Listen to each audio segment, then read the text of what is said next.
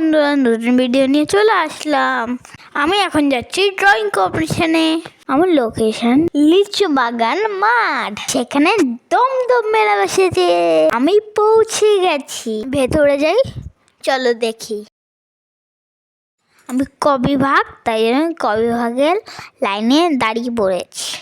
তোমরা কিন্তু আমাকে লাইক সাবস্ক্রাইব করতে ভুলো না। আমি ড্রয়িং এর পেপার নিয়ে ড্রয়িং করতে চলে গেলাম ভেতরে। সব অভিভাবকরা বাড়ি বসে আছে আর দাঁড়িয়ে আছে। ভেতরে চালু হয়েছে কম্পিটিশন। সব বাচ্চারা বসে ড্রয়িং করছে। ড্রয়িং শেষ, আমি এখন যাচ্ছি প্রত্যুষার সাথে। প্রত্যুষা আমার ফ্রেন্ড হয়।